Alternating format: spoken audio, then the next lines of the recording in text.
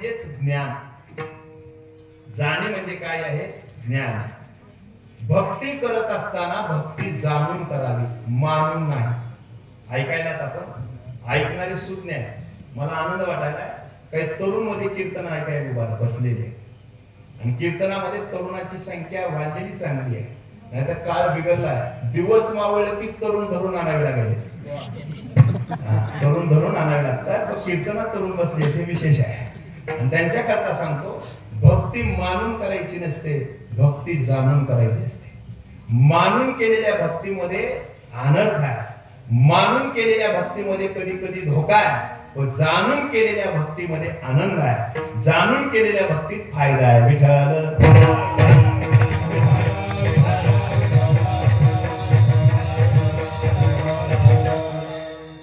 कुठं जायचं हे जाणाऱ्याला अगोदर कळालं पाहिजे. ज्या ठिकाणी जायचं त्या ठिकाणी तो रस्ता जाणारा असला पाहिजे आणि त्या रस्त्याने प्रवास केला तरच त्या साध्यापर्यंत तो जाऊन पोहोचतो. जाणाऱ्याला अगोदर ज्ञान पाहिजे. भक्तीबद्दल ज्ञान, भक्तीच्या सोबत ज्ञानाची नितांत गरज आहे. भक्ती प्रेम अभिन ज्ञान नको देवा, अभिमान नित्य केवळ भक्ती नको आणि केवळ ज्ञानही नको. भक्तीशिवाय जर ज्ञान मिळवलं तर अभिमान तयार होतो आणि ज्ञानाशिवाय जर भक्ती स्वीकारली तर ती भक्ती अंध ठरू शकते. म्हणून भक्ती डोळस असावी आणि ज्ञान प्रेम वर्धक म्हणजेच भक्तीला सोबत घेऊन मिळवलेला असावा. मग ही जोड असताना चांगली आपल्याला फायदा मिळवून देते. मानून केल्यानंतर धोका आहे. पहा, उगो कुणीतरी पुढचा काहीतरी क्रिया करतो म्हणून आपण पाठीमागून जाऊन क्रिया केली तर त्याच्यात फायदा होत नाही. ते जाणून नाही, उगं मानून आहे. जुने कीर्तनकार एक दृष्टांत सांगायचे. एकाच अण्णावाची मुलं 10वीच्या परीक्षेमध्ये नंबर जवळ आला. अण्णाव सारखं होतं म्हणून जवळ आला मित्र. आणि जो हुशार होता, वर्षभर अभ्यास केला होता, तो पुढे. आणि जो ढळ आहे, ज्याने व्हॉट्सअप मधून डोकंच बाहेर काढलं नाही वर्षभर, तो पाठीमागा. आता पाठीमागा जो होता तो ढळ होता, त्याला एकाही प्रश्नाचं उत्तर लिहिता येईना आणि पुढचा मात्र त्याला वेळ मिळेना, सारखं उत्तर लिहून मागायला इकडे तिकडे पाहू लागला. तर मला काय करावं, एकाही प्रश्नाचं उत्तर येईल नाही. त्यानं पुढच्याला थोडस खुणवलं. हे मित्रा, थोडस मला दाखव. त्या पुढच्यालाही त्याची दया. मग पुढच्यानं त्या मागेल्याला दिसला असा पेपर धरला. मागेल्याला त्याचं बघून लिहिलं. काय परिणाम? निकाल लागला. अहो, ज्यानं अभ्यास करून पेपर सोडला त्याला 96% आणि त्याचं बघून लिहिलं त्याला 96.5%. काय कमाल. तुम्ही म्हणा त्याला अर्धा टक्का का वाढला? अक्षर चांगलं, त्याचं अक्षर चांगलं. 12वीला तसाच योग आला, कीर्तनात येतो. 12वीला त्या दोघांचा नंबर जवळच आला आणि 12वीलाही त्याचं पाहून लिहिलं त्याला 98% आणि ज्याचं पाहून लिहिले त्याला 97%. कंपनीचा कॉल दोघांनी एकाच दिवशी आला. दोघांनी कॉल वाचला. ज्यानं बघून लिहिलं होतं, जे ढळ होतं त्यानं वाचलं. एवढ्या वेळेला त्या मित्राची मदत झाली आणि एकदा जॉईनिंग झाली की कोण विचारते काय येते कोणाला, फक्त सहीची संबंध. मग तो त्या मित्राकडे गेला, हुशार मित्राकडे. मित्रा, तुझ्यामुळे मी इथपर्यंत आलो. तू का म्हणे तुमच्या पायाच्या आधारे, तुमच्या आधारामुळे इथपर्यंत येणं झालं. आता उद्याच्या दिवशी तेवढी मदत कर मित्रा, म्हणजे झालं. तो हुशार जो होता तो म्हणला, मित्रा उद्या कशी मदत करता येईल? उद्याची परीक्षा लेखी नाही, उद्याची परीक्षा तोंडी आहे. एकेकाला आतमध्ये बोलवलं जातं, प्रश्न विचारले जातात. मला अगोदर बोलवलं जाईल किंवा तुम्हाला अगोदर बोलवलं जाईल. तिथं मी मदत काय करू शकतो? जे कॉपी करणार असतं ते हुशार असतं बघा. ते म्हणलं, मित्रा एक काम करायचं, तू अगोदर मध्ये जायचं. साहेब जे प्रश्न विचारतील त्याचं उत्तर फक्त मला ऐकू येईल एवढ्या उंच आवाजात द्यायचं, एवढंच काम करतो. म्हणजे ठीक आहे, मग जमतं. मग जो हुशार होता तो आतमध्ये गेला. साहेबांनी पहिला प्रश्न विचारला, सांगा भारताचे पहिले पंतप्रधान कोण? याला मित्राची काळजी होती बाहेरच्या. त्यानं उंच आवाजात उत्तर दिलं, पंडित जवाहरलाल नेहरू. या बाहेर बसलेल्यानं प्रश्न जाणूनच घ्यायचा नव्हता, नुसतं 1 नंबर टाकला, डॅश मारला आणि पंडित जवाहरलाल नेहरू. दुसरा प्रश्न विचारला साहेबांनी, भारताच्या पहिल्या महिला पंतप्रधान कोण? लगेच यानं उत्तर दिले, इंदिरा गांधी. यानं बाहेर लिहिलं इंदिरा गांधी. तिसरा प्रश्न विचारला, भारत कधी स्वतंत्र झाला? 15 ऑगस्ट 1947, 15 ऑगस्ट 1947. आणि चौथा प्रश्न विचारला, पृथ्वी गोल आहे का सपाट आहे? उत्तर दिलं विज्ञान शोध घेत आहे. याने बाहेर गेलं विज्ञान शोध घेत आहे. ते हुशार बाहेर आलं आणि ढळमध्ये गेला. ऐकले का मित्रांनी तू उत्तर? म्हणजे सगळे उत्तर पाठ केले पट्ट्यानं. पहिल्याचं पंडित जवाहरलाल नेहरू, दुसऱ्याचं इंदिरा गांधी, तिसऱ्याचं 15 ऑगस्ट 1947 आणि चौथ्याचं विज्ञान शोध घेत आहे. प्रश्न जाणूनच घ्यायचा नव्हता, उत्तर पाठ केले आणि मध्ये गेला. साहेबांनी विचारलं, विचारू का? म्हणजे विचारा. साहेबांनी पहिला प्रश्न विचारला, सांगा तुमच्या वडिलांचं नाव काय? सांगितलं पंडित जवाहरलाल नेहरू. काय जाणूनच घ्यायचं नाही. दुसरा प्रश्न विचारला, सांगा वडील मदर नेम म्हणजे तुमच्या मातोश्रीचं आईचं नाव काय? इंदिरा गांधी. तुमची जन्म तारीख काय? 15 ऑगस्ट 1947. त्या साहेबांनी विचार केला, बहुतेक गोळ्या याच्या संपल्यात का माझ्या संपल्यात? डोक्यावर याच्या परिणाम झालाय का माझ्या परिणाम झालाय? ते साहेब म्हणजे आज तुझ्या डोक्यावर परिणाम झालाय का? त्याला वाटलं प्रश्नच आहे काय की विज्ञान शोध घेत आहे. म्हणजे न जाणण्याचं लक्षण आहे. जाणलं जर नाही तर त्याच्यात काय होतो? धोका होतो. जाणून जर कृती केली तर मग फायदा आहे. तसं भक्ती करत असताना जाणून भक्ती करावी, न जाणता जर भक्ती केली तर धोका आहे. तुकोबारा म्हणतात, जे जाणून भक्ती करतात आणि भक्तीबद्दल त्यांच्या अंतःकरणात जिव्हाळा आहे, तोची दैवाचा पुतळा. जाणे भक्तीचा जिव्हाळा आणि तोची दैवाचा पुतळा. जिव्हाळा म्हणजे काय? जिव्हाळा शब्द आपल्या जवळचा आहे. आता बोरवेलचा जमाना आहे. बोरची गाडी लागली म्हणजे 5 तासामध्ये मोकळं. पाणी लागलं का नाही लागलं, किती इंच लागलं. तो जुन्या काळामध्ये विहीर, आणि ते विहीर खोदण्याचं काम पोकलेलं नव्हतं, माणसाने विहीर खोदायची. मध्ये हातोडा, छनी, कोरं फावडं, ते टोपलं, पार, घन, सुटकी याचा वापर करायचा. 4-4, 5-5 महिने काम चालायचं. मग गोट्यावर बसलेला एखादा आजोबा म्हणायचा, का हो वरलाकडे विहिरीचं काम चालू आहे, पाणी लागले का नाही? त्यावेळेस तो म्हणायचा, आजोबा थोडं लागलंय. किती लागले? म्हणजे जिव्हाळ्याचं लागलंय. थोडं थोडं थोडं थोडं यायलंय. जिव्हाळ्याचं म्हणजे सातत्यानं येणं. थोडंच घागरभर काय येणार, सारखं येईल. घागर काढली की पुन्हा घागरभर, घागर काढली की पुन्हा घागरभर, घागर काढली की पुन्हा घागरभर. हे जिव्हाळ्याचं पाणी आहे. भक्तीमध्ये ही जिव्हाळाच पाहिजे, सातत्य पाहिजे. या वर्षीचे त्या वर्षी चालत नाही, सातत्य पाहिजे.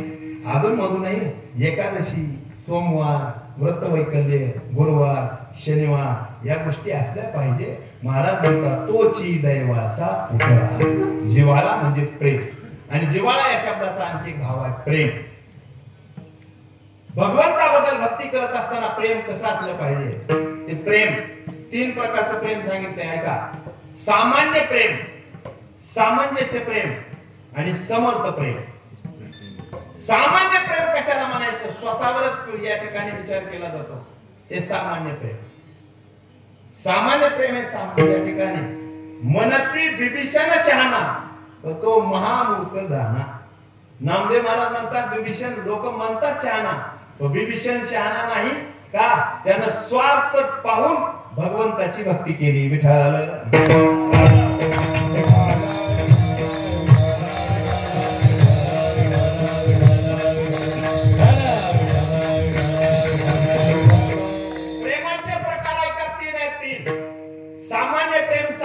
प्रेम आणि समर्थ प्रेम. भगवंतावर प्रेम कसं असावं? समर्थ प्रेम असावं. समर्थ प्रेम. सामंजस्य प्रेम काही कामाचं नाही. सामंजस्य प्रेम द्रौपदीचं आहे, सामंजस्य प्रेम अर्जुनाचं आहे. सामंजस्य प्रेम हे सामान्य असणाऱ्या भक्तांचं आहे. तुम्हाला कसं काय? द्रौपदी स्वतःचाही विचार करते, भगवंताचाही विचार करते. अर्जुन स्वतःचाही विचार करतो आणि भगवंताचाही विचार करतो. व्यवहारामध्ये ते सामान्य प्रेम सांगतो. उदाहरण, भावाभावातलं प्रेम सामंजस्य, बहीण भावातलं प्रेम सामंजस्य, पती पत्नीतलं प्रेम सामंजस्य, मित्रामित्रातलं प्रेम सामंजस्य.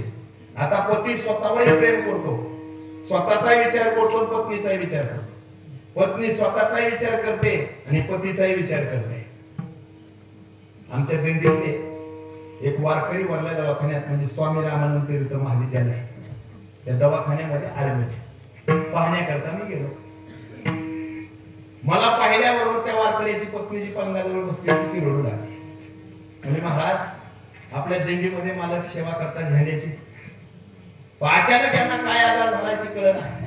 15 दिवस झाले पलंगाला खेळून आहे. आता सगळे आनंदाचे क्षण आले. मुलांना नोकरी लागली, सोनबाई नोकरदार आहेत, जाबाई बापू कंपनीचे मालक आहेत, 5 कोटीचं घर बांधलंय, जमीन जमला चांगला झाला, नातवंडामध्ये आता आनंदात दिवस घालायचे तर यांना आजार झालाय. डॉक्टर काही सांगत नाही. सारखं बिचारी म्हणाली त्यांचं कसं, त्यांचं कसं, त्यांचं कसं, त्यांचं कसं, त्यांचं कसं. मी म्हणलं रडू नका आता विचारू आपण काही. डॉक्टर समोर आले. डॉक्टरना घ्यायला घातला. मला आमच्या दिल्लीतले वारकरी आहेत, काय झालंय नेमकं. त्या डॉक्टरने मला बाजूला घेतलं. ते म्हणजे महाराज यांच्या दोन्ही किडण्या गेल्या, दोन्ही किडण्या निकामी झाल्या. मला याला काही उपाय. म्हणजे उपाय आहे, किडनी देणारा दाता जर कोणी भेटला आणि यांना किडनी जर मिळाली तर 25 वर्ष आरामशीर जगू शकतात. डॉक्टर असं सांगून पुढे गेले आणि मी 15 जवळ गेलो. त्या रडणारी अक्का, त्यांचं कसं महाराज, त्यांचं कसं. मी म्हणलं रडू नका, निदान लागले, त्यांच्या दोन्ही किडण्या गेल्या. म्हणजे मग करावं काय, काही नाही, तुम्ही तुमची किडनी एक त्यांना द्या. ते त्यांचं कसं बंद झालं, माझं कसं, माझं कसं, माझं कसं, माझं कसं, हे चालू झालं. हे सामंजस्य प्रयोग. एवढ्यावरच बिचारी थांबली नाही. उलट मला त्याने म्हणले, महाराज तुमचं तुंबेपल्ला कार्याचं कीर्तन ऐकलं होतं, त्या कीर्तनामध्ये तुम्ही प्रमाण दिलं होतं जगाच्या कल्याणात. म्हणजे माझ्या दोन्ही किडन्या घ्यायला तयार झाल्या. तुमचा वार्षिक पुण्यतिथीचा सप्ताह थाटात करते कमाल आहे. हे सामंजस्य प्रेम आहे. म्हणजे या प्रेमामध्ये स्वतःचाही विचार आहे आणि पुढच्याचाही विचार आहे. भगवंताची भक्ती करत असताना असं प्रेम कामाचं नाही, त्याला दैववान म्हणत नाही. मग प्रेम कसं असावं ऐका. प्रेम हे आईसारखं असावं. त्याला समर्थ प्रेम म्हणतात. समर्थ प्रेम, समर्थ प्रेम. समर्थ प्रेम कसं असतं. बाळंत विभागाच्या बाहेर डॉक्टर आले तर डॉक्टरने आवाज दिला, का हो अमुक अमुक नावाचा ग्रस्त कोण आहे. तो म्हणला मीच आहे. तुमचीच पत्नी ऍडमिट आहे का. म्हणजे हो. प्रसंग बिकट आहे. एकतर आम्ही त्या आईला वाचवू शकतो किंवा बाळाला वाचवू शकतो. दोघातून आम्ही कुणाला तरी एकाला वाचवू शकतो, दोघाला वाचवू शकत नाही. त्याला काहीच कळेना, कारण 15 वर्षानंतर संतती व्हायली आहे. त्याला काही उत्तर देता येईना. त्यांना हात जोडले, म्हणजे डॉक्टर साहेब तुम्हाला जो उचित निर्णय वाटतो तो तुम्ही घ्या, मी स्वातंत्र्य तुम्हाला देतो.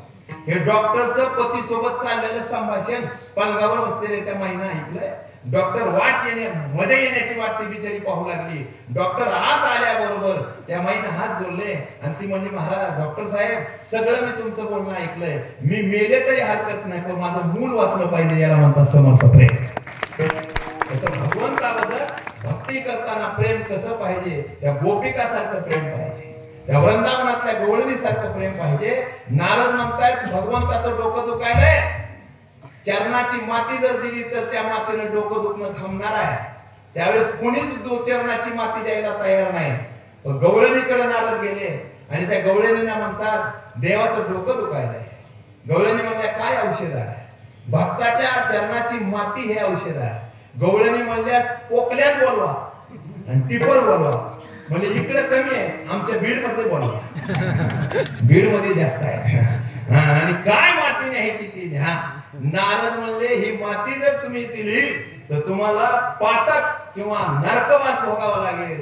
अहो आमच्या चरणाच्या मातीमुळे जर देवाचं डोकं दुखणं थांबणार असेल तर आम्ही 1000 वर्ष नरक भोगायला तयार आहोत. याला म्हणतात जिव्हाळ्याचं प्रेम. ज्याच्यात स्वतःचा विचार नाही, पुढच्याचाच विचार आहे, तोच खरा दैववान आहे. जाणी भक्तीचा जिव्हाळा आणि तोची दैवाचा पुतळा, तो दैववान आहे. आणि ज्याच्या जीवनात भक्ती नाही, ज्याच्या जीवनात भजन नाही, ज्याच्या जीवनात दान धर्म नाही, ज्याच्या जीवनात परार्थ नाही, ज्याच्या जीवनात समाजसेवा नाही, ज्याच्या जीवनामध्ये सत्य नाही, तो कोबारा म्हणतात तो पंडित असला काय आणि शहाणा असला काय, मी त्याला मानत नाही. दुसरे धर्म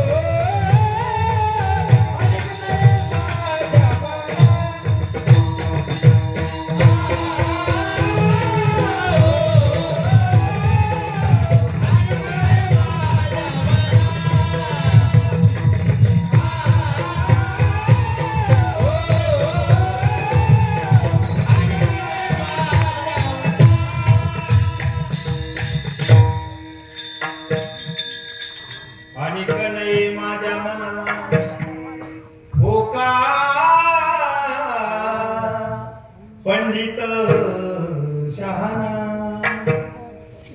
कोणी पंडित असेल, कोणी शहाणा असेल.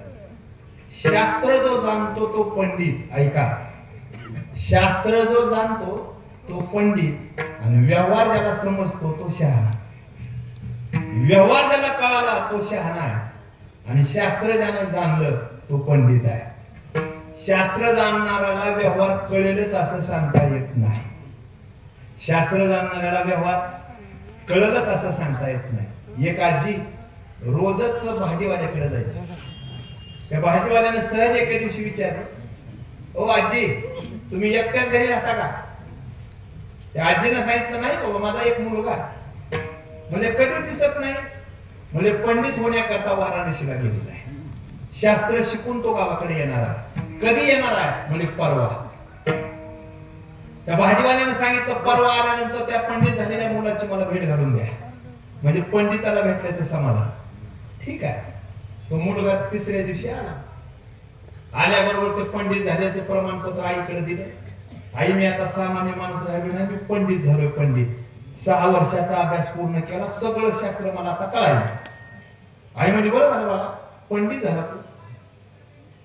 देवाला साखर दे. साखर ठेवली, साखर खाल्ली आणि ती माय म्हणजे, चल माझ्यासोबत बाजारात. का?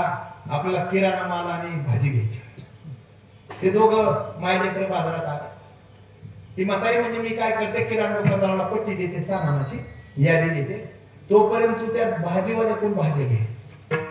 ती म्हातारी गेली किराणा दुकानात आणि पंडित झालेला मुलगा गेला भाजीवाल्याकडे. भाजीवाला म्हणला, काय पाहिजे? ते मला पिकलेले लाल टमाटे 2 किलो द्या. मग 2 किलो लाल टमाटे पिशवीत टाकले. भाजीवाला म्हणला, आणखी काय पाहिजे? गावरान काटेरी वांगे 3 किलो द्या. गावरान काटेरी वांगे लाल टमाट्यावर वरून टाकले. म्हणजे आणखी काय पाहिजे? म्हणजे उपासाला चालणार ते डांगर मोठा भोपळा द्या. मग ते मोठा भोपळा पिशवीत वरून दाबू दाबू बसवला आणि दाबून बसवला, पिशवी घेऊन हातात ते पंडित उभा. ती म्हातारी पाठी बघून आली आणि ती म्हणजे, भाजीवाले भाऊ, तो सारखं म्हणत असतो ना, पंडित झालेला मुलगा आला की भेटी करता आला, हाच माझा पंडित झालेला मुलगा. त्यावेळी त्या भाजीवाल्याने सांगितलं, आजी, तुम्ही सांगायची गरज नाही, जो टमाट्यावर वांग्यावर भोपळा ठेवतो तो पंडितच असला पाहिजे. म्हणजे शास्त्राचा उलगडा केला, शास्त्र आत्मसात केलं, व्यवहार ज्ञान मात्र मिळालं नाही. तुकोबाराय म्हणतात, असे पंडित किती जरी असले ते मी त्यांना मानत नाही. मग कोण पंडित? पंडित तोची भला आणि नित्य भजे विठ्ठला. जो नित्य परमात्म्याच्या सेवेमध्ये तत्पर आहे तो पंडित विठ्ठल.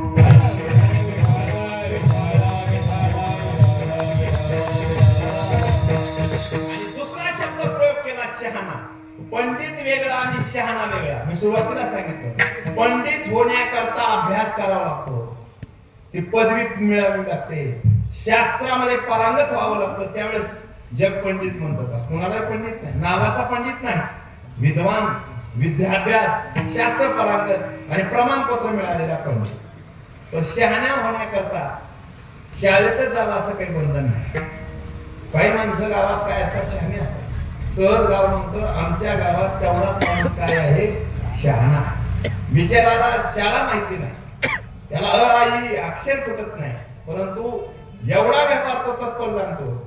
अहो, इकडे कॅल्क्युलेटरवर हिशोब करण्याच्या अगोदर तो हिशोब सांगतो. वकिलाचं डोकं जिथं थांबतं तिथं त्याचं डोकं सुरू होतं. एवढे काही माणसं शहाणे आहेत. नाही मिटणार तिला ते सहज मिटवतात, ते शहाणे. एकदा एसटीचा प्रवास, पंडित आणि शहाणा एका सीटवर बसून पंढरपूरला चालले. दोघांमध्ये चर्चा सुरू झाली. शहाणा खेड्यातला माणूस ते त्या पंडिताला म्हणलं, पंडितजी, एसटी कधी पंढरपूरला पोहोचत? पंडित म्हणलं, फुकट सांगत नाही, त्याच्याकरता अभ्यास आणि त्याच्याकरता प्रमाणपत्र मिळवलं नाही. हे फुकट कोणी विचारा म्हणलं की उत्तर द्यायला जमत नाही, म्हणजे फुकट सांगत नाही. त्या शहाण्या माणसाला तर काहीच कळत. म्हणजे चंद्रभागेला पाणी सुटलं असेल का? तुम्हाला सांगितलं मी फुकट बोलत नाही. म्हणजे मग कसं बोलता तुम्ही? काहीतरी पैसे ठेवायचे मग ओळखी विचारायचं. आता तो खेड्यातला शहाणा होता, तो मला बघाव जरा पंडिताचं. ते म्हणजे मग काय करावं, आपण परीक्षा घेऊ. म्हणजे घ्या. पंडित मला मी प्रश्न विचारायचा, त्याचं उत्तर तुम्हाला जर नाही आलं तर तुम्ही किती पैसे देणार? शहाणा माणूस मला 100 रुपये. बर, तो शहाणा माणूस मला मी प्रश्न विचारला आणि पंडितजी तुम्हाला जर उत्तर नाही आलं तर पंडित मला मी 100 देतो. नाही म्हणजे तुम्ही 1000 द्यावे लागते. म्हणजे असं का? अहो तुम्ही शिकलेले माणसं, मी खेड्यातला माणूस, तुमच्या प्रश्नाचं मला थोडंच उत्तर देणार, माझ्या प्रश्नाचं तुम्हाला सहज उत्तर येणार. पंडित मला खरं आहे, ठीक आहे मी 1000 रुपये देतो. मला नाही उत्तर आलं तर मी 1000 रुपये तुम्हाला द्यायचे आणि तुम्हाला जर माझ्या प्रश्नाचं उत्तर नाही आलं तर मी तुम्हाला किती द्यायचे? तुम्हीच मला 100 रुपये द्यायचे. ठीक आहे ठरलं. त्या खेड्यातल्या शहाण्यानं पहिला प्रश्न विचारला पंडिताला, सांगा पंडितजी, जमिनीवर चालताना 3 पायाने चालतो, आकाशात गेला की 6 पाय तयार होतात आणि उंच भरारी मारली की 9 पाय तयार होतात, त्या पक्षाचं नाव काय? पंडितांना डोक्यात जीवशास्त्र आणलं, भौतिकशास्त्र आणलं, प्राणीशास्त्र आणलं, इतिहास आणलं, भूगोल आणलं, टीव्हीशनचे तास आणले, तासिका आणली, उन्हाळा व्हॅकेशन चांगले, सगळं डोक्यात आणलं. परंतु कुठं काही ते पक्षी आढळला नाही, कुठं सापडला नाही, कुठं वाचला नाही. गाडी बार्शीला गेली. माझ्याकडे बघू नका. मुरुडून गाडी बार्शीला गेली. तो शहाणा मला कधी सांगणार? पंढरपूर जवळ आलं, जमिनीवर चालताना 3 पायानं उंच गेलं की 6 पायानं भरारी मारली की 9 पाय तयार होतात, त्या पक्षाचं नाव काय? पंडित हतबल झालं, खिशातून 1000 रुपये काढले, त्या शहाण्या माणसाला दिले. म्हणजे मला उत्तर येत नाही. तो शहाणा माणूस म्हणला, आता तुम्ही विचारा प्रश्न. त्या पंडिताने विचारला प्रश्न. पंडिताने विचार केला, दुसरा प्रश्न विचारण्यापेक्षा यांनाच प्रश्न विचारा, तेवढीच ज्ञानात भर. त्या पंडितांना त्यांचाच प्रश्न त्यांना विचारला, सांगा जमिनीवर चालताना 3 पायानं, आकाशात गेले की 6 पाय आणि उंच भरारी मारली की 9 पाय तयार होतात, त्या पक्षाचं नाव काय? त्या खेड्यातल्या शहाण्यानं काहीच केलं नाही. निमस्तीच्या खिशातून 100ची नोट काढली आणि त्या पंडिताला दिली. म्हणजे मला तरी कुठे येत 900 रुपयाचा फायदा. म्हणजे पंडितालाही जमू देत नाही ते शहाणे. तो गोबारा म्हणतात, त्या शहाण्यालाही मी मानत नाही. मग शहाणा परमार्थात कोण आहे? शहाणा तो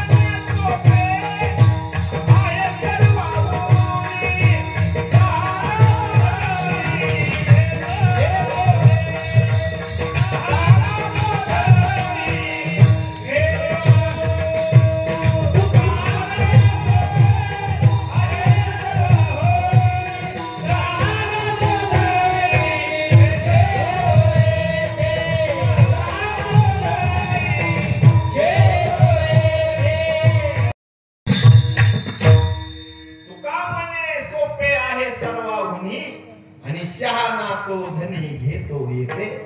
परमार्थातला तोच शहाणा आहे जो सतत भगवंताचं चिंतन करतो. आणि तो कोबारा म्हणतात, मी त्यांचा अधीन, मी त्यांची शरणागती तयार आहे कराय. तो कोणाची? तिसऱ्या चरणाला. नाम रूपी दडले चित्त, नाम रूपी दडले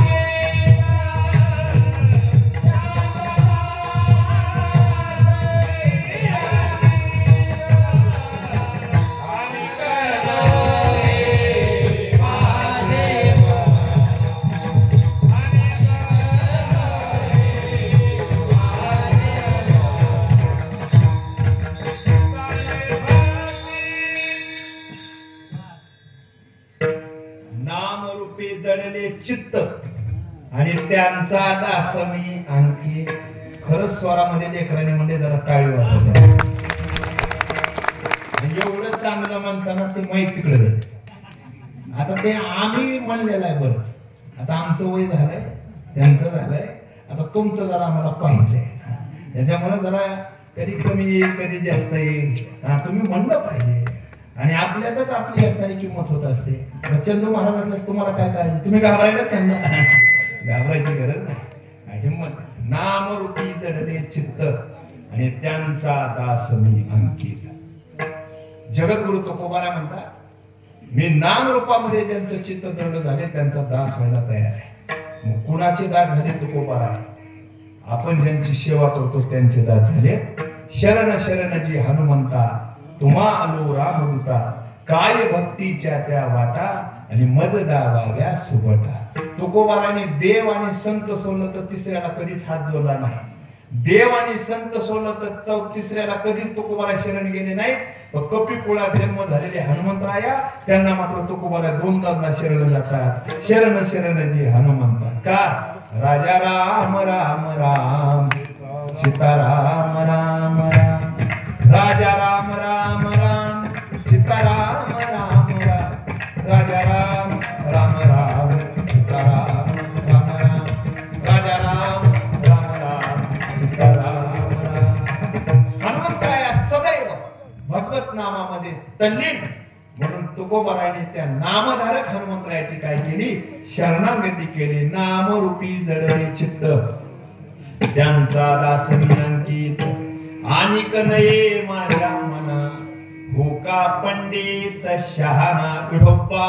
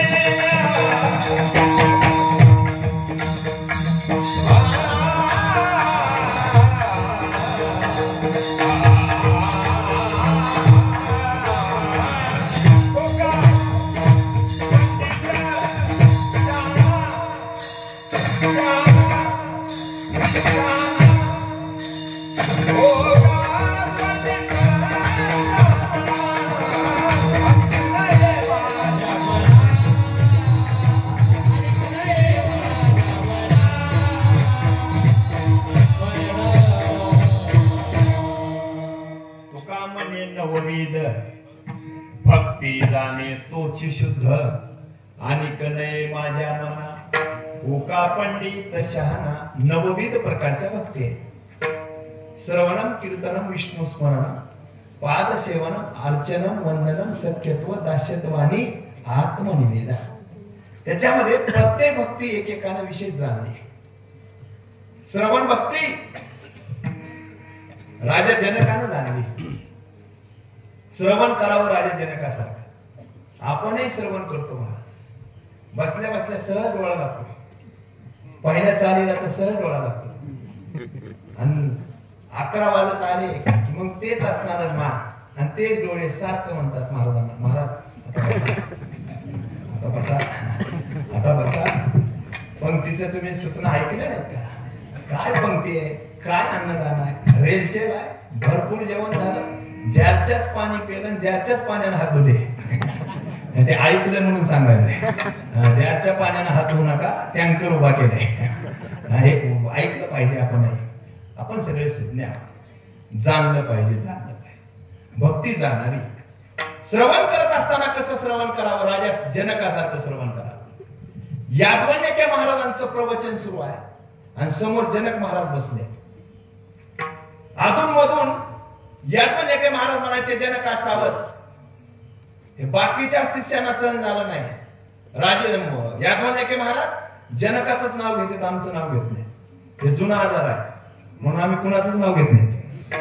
कीर्तनात एखाद्या व्यक्तीचं जर नाव घेतलं कीर्तन करा, बाकीच्यांना थोडं दुःख वाटतं. काय कमाल, महाराज त्यांचंच नाव.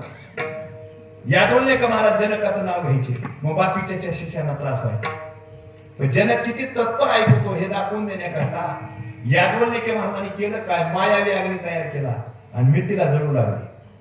मितीला आग लागल्याबरोबर आपला आपला प्रपंच वाचवण्याकरता सगळे शिष्य पळून गेले. एकटे जनक महाराज समोर आहेत. त्यावेळेस याज्ञवल्क्य महाराज म्हणतात, जनका सावध हो, मितीला जळते. अग्नी आश्रमापर्यंत आला, आग तुझ्या पांडीला लागली, त्याच्यामुळे लवकर सावध हो, उठ इथून.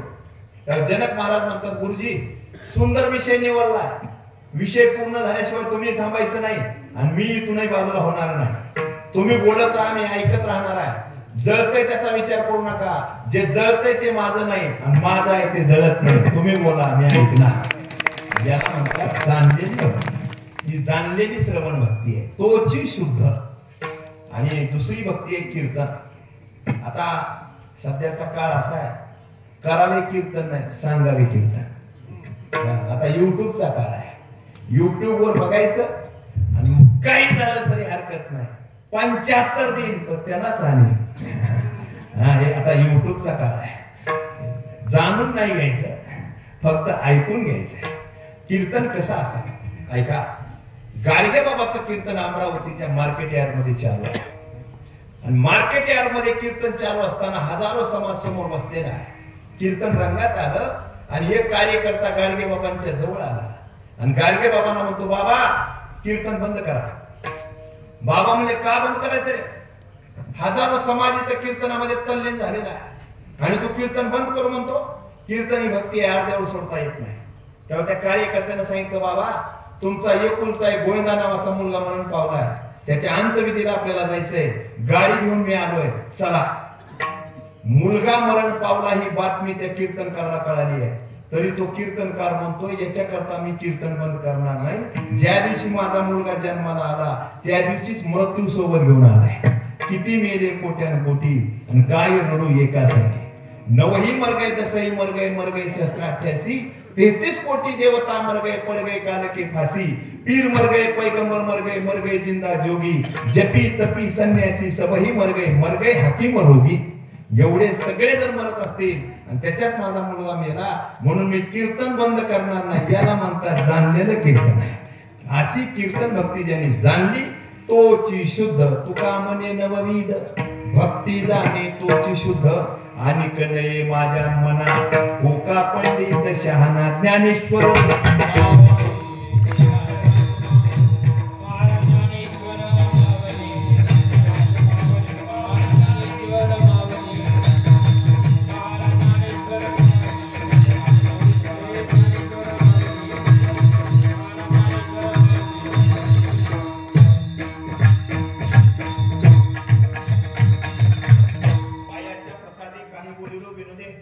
माझ्या क्षमा करणे संते नोहे हा उपदेश तुमचे बडबडी शेष तुमचे कृपेचे पोसणे जन्मजन्मी तुका म्हणे बोलण्याच्या ओघामध्ये एखादा अपशब्द गेला असेल लहान तोंडी मोठा घात झाला असेल कुणाच्या मनाला आघात होईल असा शब्द माझ्या मुखातून गेला असेल तो माझ्या अज्ञानपणाचा दोष ज्यांच्या साध संगती ती कीर्तन सेवा संपन्न झाली गंधर्वासारखे गाणारे इंद्रासारखे वाजवणारे परीक्षितीसारखे ऐकणारे वेळेचं भान आपल्याला आहे सप्त्यातली सेवा आहे वेळेवर तुम्ही सुरू केलंय त्याच्यामुळे वेळेवर थांबणं हे माझं कर्तव्य आहे तुम्ही 9ला सुरुवात केली आहे म्हणून मी 11ला थांबवलंय 11च्या पुढे जर कीर्तन वाढवलं तर चंदू महाराज बसलेले म्हणतात बहुतेक या कीर्तनकाराला उद्या कीर्तन नाही या महाराजाला उद्या कीर्तन नाही त्याच्यामुळे वाढवायला कीर्तन म्हणून 11च्या पुढे कीर्तन जाऊ द्यायचं नाही आणि 11च्या अगोदरही संपवायचं नाही 11च्या अगोदर जर कीर्तन संपवलं तर बसलेले म्हणतात भांडवल संपलं असं आता काय बोलणार जेवढं पाठ करून आलं तेवढं बोललंय तसंही होत आहे म्हणून दोन्ही साधे या ठिकाणी आपण विचार करायचा पुन्हा एकदा सगळ्याला धन्यवाद देतो ऐका या वर्षीचं आपलं भाग्याचं वर्ष आहे मारुतरायाच्या मंदिराचा जीर्णोद्धार भगवान प्रभू रामचंद्राचे निश्चिभक्त मारुतराय या ठिकाणी सिंहासनावर आरूढ होणार आहे खऱ्या अर्थानं ती त्यांची प्रसन्नता आपल्याला आनंदाचा वर्षाव देणार आहे मंदिराच्या कलशरोहणाचा कार्यक्रमही जवळ आलेला आहे तेवढीच उत्कंठा तेवढंच प्रेम तेवढीच आस्था फक्त मारुतरायाला म्हणायचं हे मारुतराया शेवटच्या श्वासापर्यंत तुझी आमच्याकडून सेवा करून घे एवढीच असणारी त्याच्याकडे इच्छा व्यक्त करा बाकी काय हेच त्याच्याकडे मागावं आणि एकदा प्रेमानं हातानं टाळी आणि मुखानं तो मारायचं भजन करा हात वर करा उंच करा महिला म्हणायचं 2100 रुपये भेटणार आहेत 2100 भेटणार करा तुमचा हात हा उंच उंच उंच वा वा त्या गोट्यावरचे पिंपरीचे दुकानाचा ओटा हा आता अरे तुकाराम तुकाराम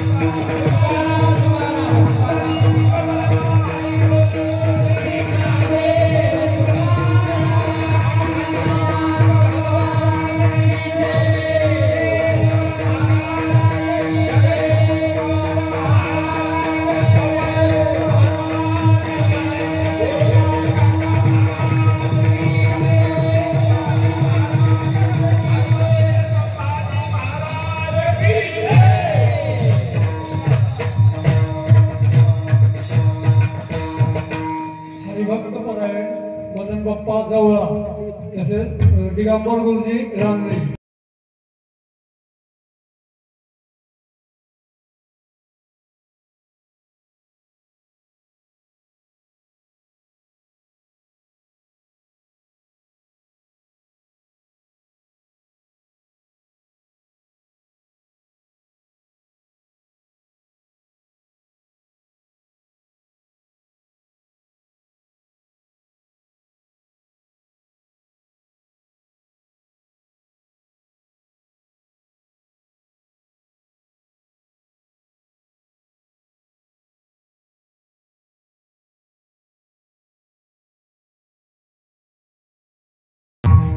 हरिराम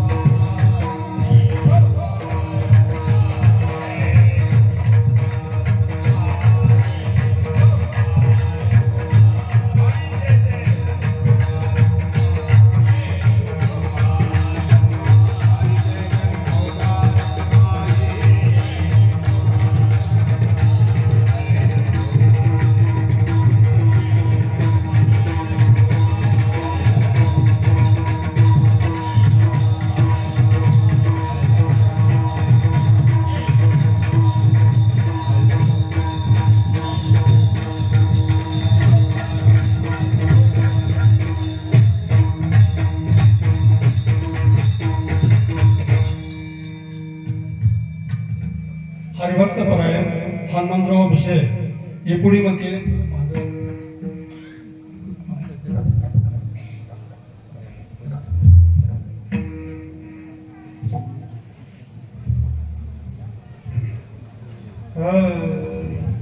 या बाबा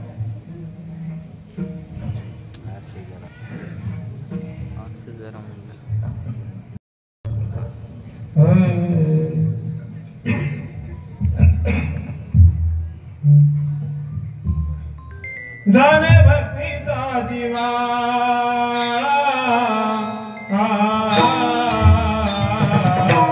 जाने भक्तीचा दिवा